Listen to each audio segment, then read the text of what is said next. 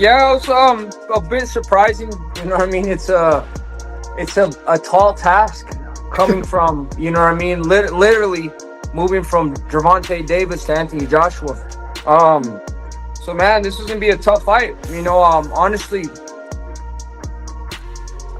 probably the hardest fight he could have took. You know what I mean? And I like Jake Paul and everything, but Anthony Joshua is Anthony Joshua. It's a dangerous fighter. You know what I mean? You've seen exactly what he did to Ngannou. You know what I mean? So it could probably be a repeat of the same, but nonetheless, big respect for Jake Paul for taking the fight. It's going to be a big event, and it's going to be good, man. I'm looking forward to it. The hype for Jake Paul versus Anthony Joshua is getting big, and boxing experts are giving their opinions. David Benavidez says Jake deserves respect for taking such a hard fight, because most people think AJ's size and power will be too much for him. Then Derek Chisora jumped in with a crazy reaction, making the hype even stronger. He said he's excited and that if this fight really happens, someone might need to go to jail. His words made the fight sound way more serious and dangerous, like he expects pure chaos. Chisora also warned that the match could be one-sided and even unsafe. He said AJ is too powerful and could seriously hurt Jake. He didn't sound like he was joking, it felt like a real warning. His comments made fans realize this isn't just some fun celebrity fight. It could be a mismatch with real danger. People are now wondering if Jake understands how strong AJ really is. Chisora also talked about what Jake might try to do in the fight, but he made it clear the levels between them are very different. Now, Jake Paul will be watching the last fight AJ had, and he's going to jump on him. It's all about AJ dealing with the men in front of him, but whatever happens will be exciting. Nah, he hasn't got the power. Oh my God, Josh. Chisora made the fight sound truly dangerous. He talked about the huge gap in power and experience, saying it could decide the match before it even really begins. He's almost sure Jake won't be able to handle AJ once the punches land.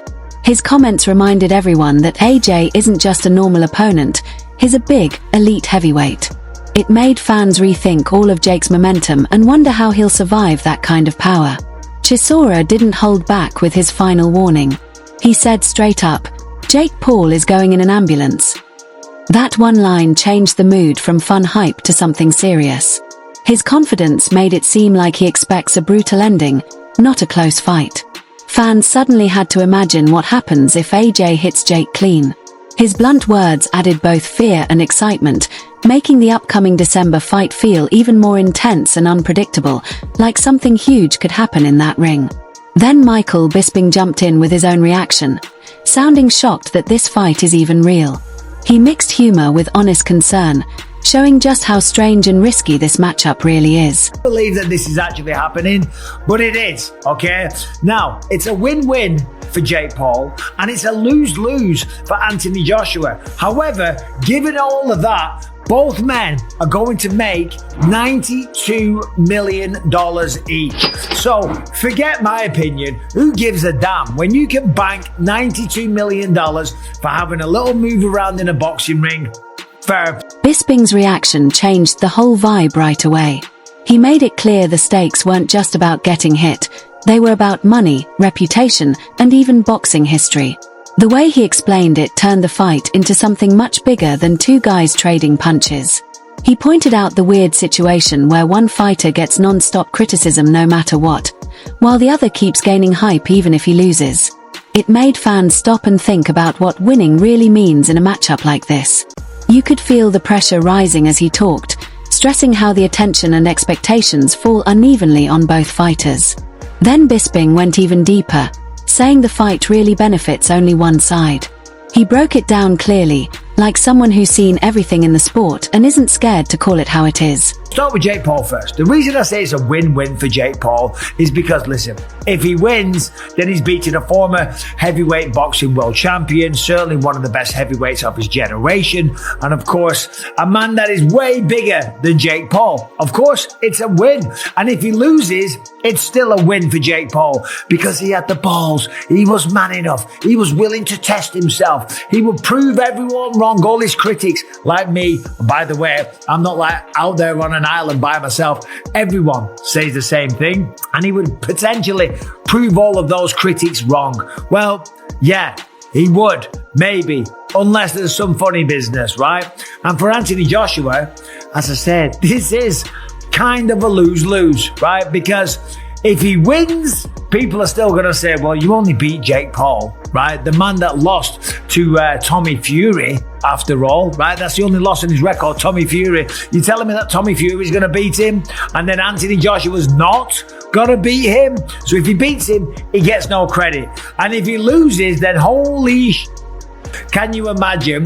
That would be the biggest downfall of any boxer's career. Bisping's breakdown showed a clear difference between both fighters, almost making the match feel one-sided before it even starts. He described Jake as the fearless underdog with nothing to lose, while AJ is the one carrying all the pressure. Every point he made stacked more weight on AJ, saying a win won't impress many people, but a loss would be a disaster. It made the whole situation feel tense, like the real danger isn't just in the ring, but in what happens afterward. Fans started wondering how much AJ is truly risking by taking this fight. After laying everything out, Bisping finally gave his prediction. His voice got sharp and confident, making it sound like there's only one outcome he believes can happen when the bell rings. The reality is, he's not going to lose. There is no way on this earth that Jake Paul can beat Anthony Joshua in a boxing match. That's just a fact, okay? Look at what he did to Francis Ngannou. Francis Ngannou hits as hard as a Ford Escort, going 100 miles an hour or whatever that stat was. Comes from the UFC. He was the UFC heavyweight champion of the world. Has a good go against Tyson Fury, but goes up against Anthony Joshua and gets flatlined. Every single punch that was thrown was landed, and every punch that landed put Francis Ngannou down. His confidence made the whole conversation feel even more serious, almost a little scary. He reminded everyone how AJ destroyed one of the toughest punchers in combat sports, showing his built for pure power. Every example he gave made the gap between AJ and Jake look even bigger, like they're from two totally different levels. And he didn't stop there. Bisping also talked about the technical side, making the matchup sound even more one-sided. His tone had that calm, veteran certainty, the kind you only get after studying fighters for years. So to stand there and think that Jake Paul, who's much, much smaller, who has way less experience, that doesn't weigh anything near him, is going to have a chance, and not to mention the technical abilities. Let's just talk about that. Not to mention the technical abilities or experience. We're talking about an Olympic gold medalist, remember, from back in the day, who's then gone on to become a true British boxing icon, or a worldwide boxing icon, let's be honest, right? There's no way that he loses to Jake. This part of his breakdown made the difference in size, skill, and experience impossible to ignore. He described AJ as a fully trained athlete who has spent his whole life in the sport, not just learning boxing, but living it. By comparing their backgrounds, he showed the contrast between someone raised in competition and someone who joined much later. Everything he said added more weight to AJ's side, making an upset feel almost impossible.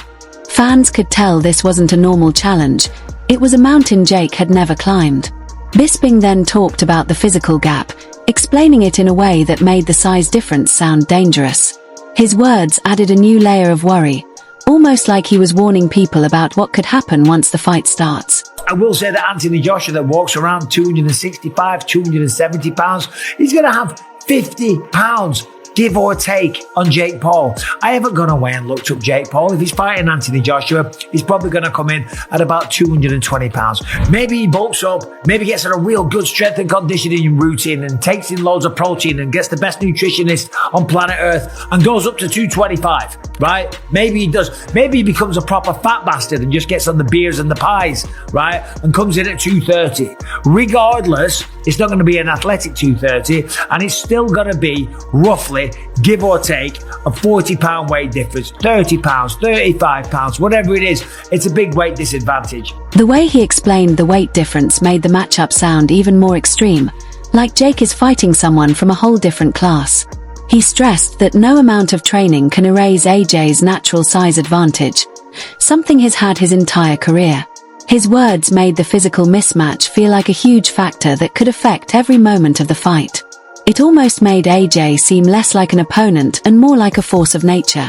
The more he talked, the more real the danger felt, mixing fear with the excitement of an unpredictable fight. Then Barry Hearn stepped in, bringing his decades of experience. His tone wasn't emotional, it was steady and confident, like someone who truly understands how and why a matchup like this gets made in the boxing world. Money, money, money, don't be silly. You know, I mean, you're mostly sensible, aren't you? Mostly. Mostly. Of course, we're all purists at heart, but purism doesn't necessarily pay the bills, and boxing is a money business. And the day we don't accept that and then move on, we won't understand why certain things... His words shifted the talk from hype to the real business side of boxing. He reminded everyone that behind every big headline, there's a system driven by money, risk, and reward. The way he explained it made the fight feel less shocking and more like a predictable business move. His view added a calm, calculated tone to the build-up, showing how much money controls what actually happens in the ring. It made the fight seem bigger than pride or legacy. It felt powered by huge financial pressure. Then Tony Bellew stepped in with his usual careful outlook, the kind that comes from years in the sport. He didn't buy into the hype. Instead, he made it clear he doesn't believe anything until the fighters are actually in the ring and the bell goes. I don't believe a single thing until literally I see them in a ring together. He was supposed to fight Gervonta Davis, wasn't he? Who's 5 stone lighter and is 5 stone lighter and 8 inches shorter. So I don't believe anything. Until they're in a ring together, I don't believe nothing. His words suddenly slowed the excitement down, reminding everyone how unpredictable boxing really is. He hinted that plans can change fast, especially when fighters are jumping huge weight classes. The way he said it made the whole matchup feel shaky, like the fight could collapse at any time. His tone added tension and made fans wonder if it was too early to get excited. Bellew then shifted the talk from doubt to the tough reality of a fighter's career. He spoke with the honesty of someone who has lived it all, the wins, the pain, and the business side that controls everything. Listen, I've said before and I'll say it again. Boxing is a brutal, brutal business. Go and make as much as you can, as quick as you can. Once you've achieved your dream and goals of becoming a world champion, there's nothing left to do besides make money. What are you chasing? You've won all the belts. You know, I think he's missing a WBC, I think that's about it. Go and get the belts. His perspective added a harsh dose of truth, showing how fighters eventually reach a stage where legacy matters less and financial security becomes the main goal. He described a career like a climb. Once you reach the top, the only thing left is making sure your future is safe. His words added urgency, like there's only a short time to earn before the sport takes too much from you. It made AJ's choice feel less like a show and more like a smart business decision. Bellew's honesty mixed ambition, danger, and the tough economics of boxing into one clear moment. Then Paulie Malignaggi stepped in with a more grounded view. He focused less on the hype and more on AJ's mindset behind the scenes, speaking like someone who understands how top-level fighters think, especially the ones who treat boxing as their whole identity. Of course. I mean, AJ doesn't strike me as the kind of guy that would make side deals anyway, even if it was an exhibition. He's a very serious guy. I've worked several of his fights, been in meetings with him, with networks, and he always comes off as a very serious guy who takes this who doesn't joke around when it comes about his fight business, you know? So I can't see him going easy on anybody, no matter what the circumstances are. Personally, me, I can't. I know, you know, with an exhibition, you technically can go easy, and then it wouldn't be illegal. With a sanctioned fight, it's different. I reiterate that I've always believed Jake's sanctioned fights are not staged like many people think. His words made AJ sound like someone who flips into a different gear the moment boxing comes up. A fighter who treats every opponent the same and plans to break them down. Paulie's experience around AJ supported this, showing that AJ never takes things lightly, even when others might relax. He suggested that this intensity could make the fight much more dangerous for Jake than people think. The way he described AJ's focus gave the matchup a darker tone, like this won't be treated as entertainment once the gloves are on. Paulie then went deeper, moving from AJ's personality to what actually happens when the bell rings. He spoke with strong confidence, like someone who has seen up close the mindset AJ brings into every fight. This is a sanctioned fight, bro. This is crazy. To tell you the truth, I don't even know if AJ will go easy even if it's an exhibition, to tell you the truth. Because again, I've been around, in my experience being around AJ, he's a very serious guy. And I think he's just a guy who comes to hurt you when it comes to that being that person, you know, like he there's the side of AJ that is cool when you're in the room with him and talking to him. But when he's about his fight business, he's about his fight business, and there's no ifs, ands, or buts about it. And so whether it's an exhibition or whether it's a fight, I can't see AJ going easy on anybody. I can't. I personally cannot see it. He explained AJ like a switchblade, calm at first, but sharp and dangerous the moment the fight becomes real. Pauli described this change so clearly that it made the matchup sound even scarier for Jake. He painted AJ as a fighter who never lowers his intensity, no matter who's in front of him. The uncertainty about whether this will be an exhibition or a real sanctioned fight only made things feel tenser. Pauli suggested that AJ will fight the same way either way, and that alone could decide everything. Then Robert Garcia stepped in with the steady confidence of a veteran trainer. He didn't sugarcoat anything, saying the fight is dangerous simply because of AJ's natural size and power. It's almost impossible for somebody like Anthony Joshua, who is so big and so strong, to even think he's going to take it easy, because even if he tries to take it easy, he's so powerful, so strong, that even those punches that are being easy are still going to hurt. Look, I don't see this happening, and if it does, I'd be really surprised. His view made the fight sound even more one-sided, as if AJ's strength alone would make it almost impossible for him to go easy. Garcia described AJ as someone whose natural power is so heavy that even controlled punches would still hurt. He suggested that if this fight really happens, it won't look like a friendly showcase, it would feel much more serious. That idea added tension, making fans imagine how quickly things could turn dangerous. By the end of his take, the fight sounded less like a celebrity matchup and more like stepping in front of a heavyweight engine. Garcia then doubled down, talking about the pride and mindset of elite heavyweights. He spoke like someone who knows champions well and understands that fighters at that level almost never hold back. No, there's no chance at all that Anthony Joshua is going to work and try to make Jake Paul look good, because it's just unbelievable, to even think that somebody as big, as strong as Anthony Joshua, is going to work with Paul. His take made it clear that AJ isn't the type of fighter who slows down just to make an opponent look good. Garcia suggested that once AJ steps into the ring, his instincts kick in, and those instincts are about domination, not holding back. The idea of a huge heavyweight trying to move gently with a much smaller fighter didn't sound realistic to him. His confidence added even more danger to the story, making the fight feel like an unpredictable storm waiting to happen. Then Adam Catterall jumped in with a viewpoint that mixed business logic with pure fighter mentality. He explained it like someone who knows exactly why both men would agree the moment the offer shows up. From any fighter's point of view, it makes sense, because listen, belts don't pay your mortgage, do they? And I know he's got a lot of dough anyway, but 70 million, if someone's going to throw you 70 million quid to fight a lad that struggled and lost to Tommy Fury, you're going to take it, aren't you? Yep. So from AJ's point of view, I completely get that. From Jake Paul's point of view, you're leveraging your audience in the world of boxing and making a ton of cash fighting the former two-time unified heavyweight champion of the world.